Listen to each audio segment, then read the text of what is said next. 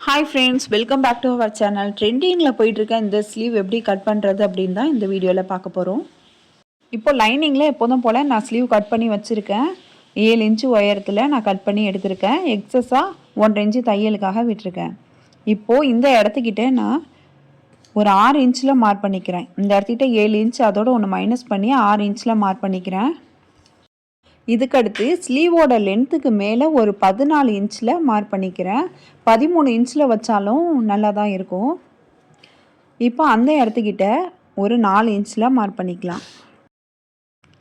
இதுக்கப்புறம் இந்த 2 பாயிண்ட்டையும் கனெக்ட் பண்ணி கிராஸாக இந்த மாதிரி ஒரு லைன் போட்டுக்கலாம். இதுக்கடுத்து நம்ம ஸ்லீவுக்கு மேலே ஒரு 14 இன்ச் மார்க் பண்ணியிருந்தோம். அதுலேருந்து இந்த லைனுக்கு வந்து ஜாயின் பண்ண போகிறோம். இந்த பாயிண்ட்லேருந்து இந்த மாதிரி ஷேப்பில் வந்து நம்ம வரைஞ்சிக்க போகிறோம். நான் காமிக்கிற மாதிரி ஷேப்பில் வரைஞ்சிக்கணும். இதுக்கடுத்து அந்த லைனிங்கில் வரைஞ்சிருக்க அந்த ஸ்லீவ் ஷேப்லேயே நம்ம வரைஞ்சி விட்டுடலாம். ஸ்லீவை கட் பண்ணி எடுத்துக்கலாம். நம்ம இந்த அளவுக்கு லென்த்தில் தான் கட் பண்ணணும்னு இல்லை. உங்களுக்கு ஒரு 12 இன்ச்சு துணி இருந்தால் கூட நீங்கள் அந்த லென்த்தில் வந்து கட் பண்ணிக்கலாம். நம்ம எந்த அளவுக்கு லென்த் எடுக்கிறோமோ அந்த அளவுக்கு நமக்கு ஃப்ரில்லு அதிகமாக கிடைக்கும். இப்போ டேப் வச்சு 2.5 இன்ச்சில் மார்க் பண்ணிக்கலாம். இந்த மாதிரி பக்கத்தில் ஒரு 2.5 இன்ச்சு நம்ம மார்க் பண்ணிக்கலாம்.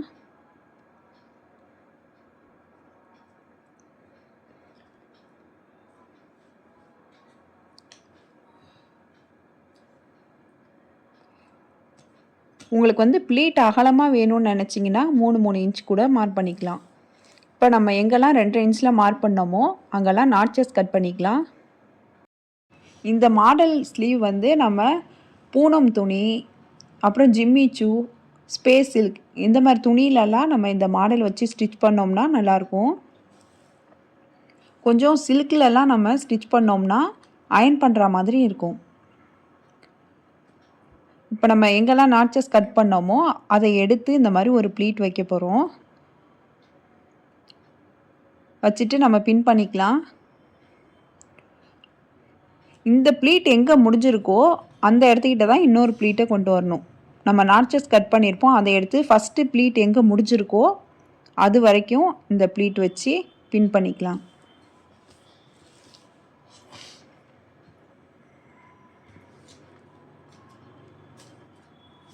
பக்கத்தில் இன்னொரு நாட்சஸ் எடுத்து இந்த ப்ளீட் எங்கே முடியுதோ அது வரைக்கும் ப்ளீட் பண்ணிவிட்டு பின் பண்ணிக்கலாம். இப்போ பார்த்தாலே நமக்கு 3 மடிப்புமே அழகாக வந்திருக்கும் லேயர் லேயராக. இதே மாதிரி ஒவ்வொரு மடிப்பாக மடிச்சுக்கலாம். ஃபஸ்ட்டு ப்ளீட் எங்கே முடிஞ்சிருக்கோ அது வரைக்கும் செகண்ட் ப்ளீட் வைக்கணும். இதே மாதிரி மாறி மாறி ஒரு ப்ளீட் எங்கே முடியுதோ அதுக்கு பக்கத்தில் இன்னொரு ப்ளீட் வரா மாதிரி வைக்கலாம். அப்போ தான் நமக்கு எல்லா ப்ளீட்டுமே ஒரே அளவாக இருக்கும்.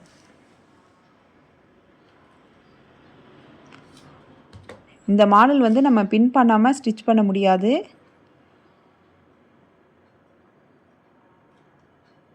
இந்த மாதிரி பின் பண்ணி வச்சுட்டு அதுக்கப்புறமா ஸ்டிச் பண்ணிக்கிட்டால் தான் மடிப்பு மாறாமல் இருக்கும்.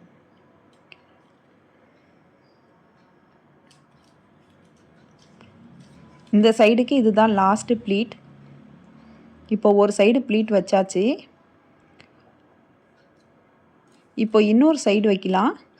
நம்ம இந்த ப்ளீட் எப்படி வச்சோமோ அதுக்கு ஆப்போசிட்டில் திரும்ப இன்னொரு ப்ளீட் வைக்கணும். 2 ப்ளீட்டுமே மீட் ஆகிற மாதிரி வைக்கணும்.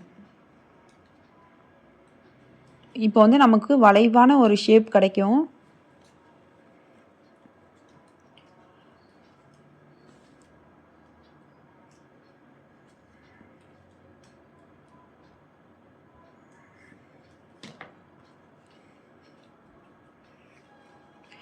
இந்த சைடு நம்ம ஒவ்வொரு ப்ளீட்டும் வைக்கும் போது நமக்கு இந்த மாதிரி அடுக்கடுக்காக கிடைக்கும். ஃபுல்லாகவே ப்ளீட் பண்ணிவிட்டு காமிக்கிறேன்.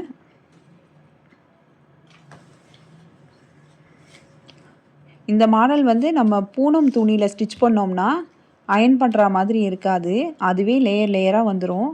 இந்த மாதிரி கொஞ்சம் சில்க் ஃபேப்ரிக்கில் ஸ்டிச் பண்ணுறோம்னா கொஞ்சம் அயர்ன் பண்ணிக்கிட்டால் தான் ப்ளீட் நிற்கும்.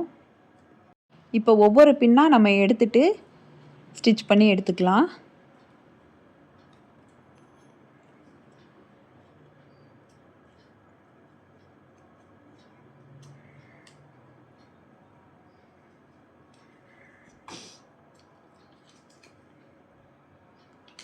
இந்த பின்னெல்லாம் மிஸ் ஆகாமல் இருக்கிறதுக்காக நம்ம எப்படி பின் குஷன் ஸ்டிச் பண்ணுறதுங்கிற வீடியோ நம்ம சேனலில் இருக்குது. உங்களுக்கு வேணும்னா போய் பாருங்கள். இப்போ வந்து நம்ம ஸ்டிச் பண்ணியாச்சு. இதுக்கப்புறமா அந்த லேயராக அந்த ப்ளீட்டெல்லாம் நம்ம எடுத்து விட்டுக்கலாம். ஸ்பேஸ் சில்கில் நம்ம இந்த மாதிரி எடுக்க தேவைப்படாது, அதுவே லேயராக வந்துடும். இப்போ பாருங்கள் எப்படி லேயராக வந்திருக்குன்னு. இந்த மாதிரி சில்க் ஃபேப்ரிக்கில் ஸ்டிச் பண்ணும்போது நம்ம ஒரு தடவை அயர்ன் பண்ணிக்கிட்டால் அப்படியே இருக்கும். இப்போவே இந்த ஸ்லீவை வச்சு காட்டுறேன் பாருங்கள். இந்த மாதிரி தான் நம்ம போட்டிருக்கும் போது ப்ளீட் இருக்கும். இந்த மாதிரி அடுக்கடுக்காக இருக்கும். இதுக்கப்புறம் நம்ம லைனிங்கை வச்சு அட்டாச் பண்ணிட வேண்டியது தான். இந்த வீடியோ உங்களுக்கு பிடிச்சிருந்துச்சுன்னா லைக் பண்ணுங்கள், ஷேர் பண்ணுங்கள், கமெண்ட் பண்ணுங்கள். மறக்காமல் சிவி சாய்ரா சேனலை சப்ஸ்கிரைப் பண்ணிவிட்டு பக்கத்தில் உள்ள பெல் ஐக்கானை கிளிக் பண்ணிவிடுங்க. அப்போ தான் நான் போடுற வீடியோஸ்லாம் உங்களுக்கு நோட்டிஃபிகேஷனில் வரும். தேங்க்ஸ் ஃபார் வாட்சிங்.